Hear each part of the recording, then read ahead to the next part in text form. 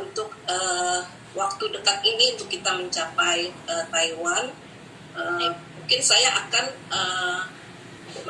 mengkasih edukasi mengenai sharing aja ya gitu ya, kayak gitu kan. Nah, biasanya sama seperti teman-teman, saya tuh membuat daftar nama seperti yang di BSA itu kan kita diajarin untuk membuat daftar nama. Dari dulu saya tuh punya daftar nama, saya selalu isi gitu, maksudnya sampai 100 lah, kalau kosong saya isi lagi kayak gitu. Nah ini kalau misalnya udah saya kasih tanda tuh saya isi lagi nama-namanya seperti itu. Nah untuk untuk daftar nama itu kan kita bisa bikin seperti yang diajarkan, kita sudah dikasih clue kolor paman gitu ya. Kita bisa untuk rekrut ataupun untuk selling.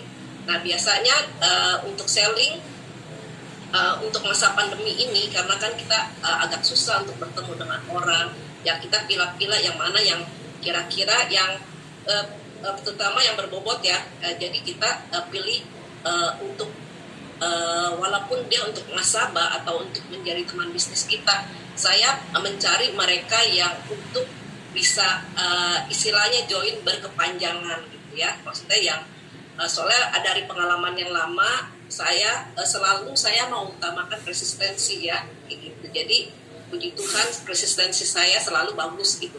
Dulu pernah di tempat yang lama saya asal aja gitu, sales saya ini langsung closing on the spot. Sering banget saya closing on the spot ya, tapi itu cuman bertahan untuk cuma 6 bulan atau berapa gitu kan. Nah ini sekarang saya selalu saya pilih-pilih kira-kira orang-orang yang berbobot, yang minimum dia mempunyai penghasilan 7 atau 10 juta itu yang saya prospek ya kayak gitu kan, untuk selling itu. Karena kita juga memaksakan mereka juga kasihan gitu, walaupun beli UP gitu. Ada beberapa orang yang saya udah prospek, di tengah jalan belum 1 tahun dia udah aduh sorry saya nggak bisa bayar, walaupun ada saudara atau apa kayak gitu. Sering ada beberapa dulu ya kayak gitu. Nah itu kan membuat resistensi kita jadi turun kayak gitu. Nah itu saya paling tidak mau. Untuk sekarang saya pilih-pilih gitu. Jadi kalau kita paksain mereka juga kesian gitu kayak seperti gitu. Nah itu juga saya pilih juga mereka yang punya waktu untuk ketemu seperti kayak gitu ya, yang bisa diajak ketemu. Nah yang list itu atau tabel itu sangat berguna banget buat saya kayak gitu. Jadi kalau misalnya kita jadi nggak usah buka handphone siapa yang saya mau ketemuin gitu, itu sangat berguna sekali.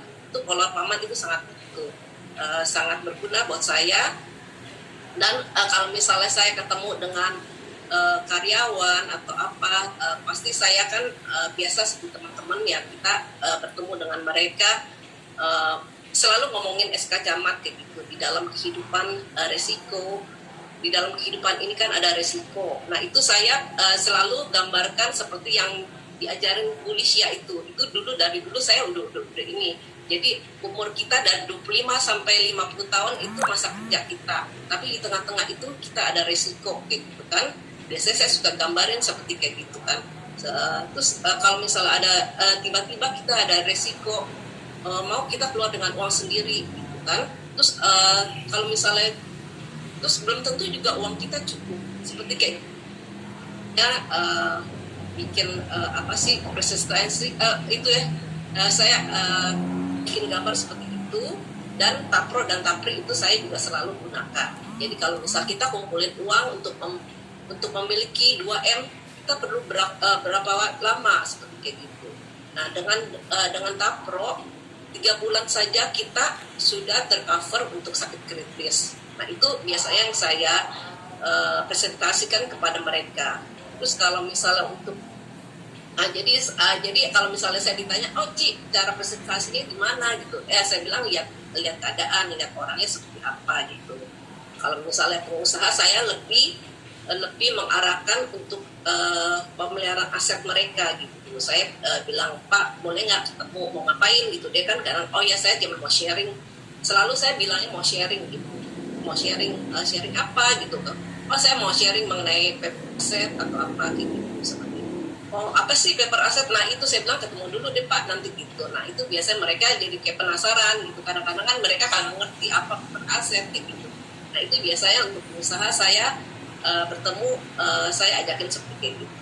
Nah presentasinya biasanya saya arahin ke, kalau misalnya tiba-tiba sewaktu-waktu, kalau misalnya Bapak tiba-tiba maksudnya ada risiko atau tiba-tiba harus meninggalkan keluarga, perusahaan Bapak tuh misalnya tiba-tiba, biasanya kan kalau perusahaan itu kan biasanya kan dia ada loan di bank atau apa. Nah tiba-tiba kalau misal Bapak tidak ada, dengan keluarga Bapak gimana, harus menanggung utang-utang Bapak seperti itu kayak gitu. Terus biasanya mereka nanya lagi, jadi berapa yang harus saya sediakan seperti itu. Nah itu biasanya saya kan biasa kan seperti hitungan biasa ya, saya bilang oh berapa penghasilan Bapak, nah Bapak yang jawab aja gitu. Nanti saya bilang ya dikali 12 atau dibagi bunga bank 5 atau 6%. Mereka biasanya oh segitu ya, oh gitu. Mereka suka gitu. Jadi biasa seperti itu yang saya kasih gitu. Terus dia suka tanya, kalau misalnya saya udah punya gimana? Ya boleh Bapak bikin sisanya, tapi kan Bapak kan selalu kan inginnya bertumbuh dong perusahaannya seperti itu.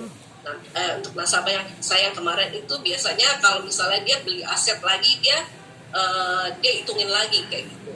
Aset kan berarti kan sesuatu yang perlu dilindungin juga ya kayak gitu. Ya seperti itu kayak teman-teman, kalau saya selling.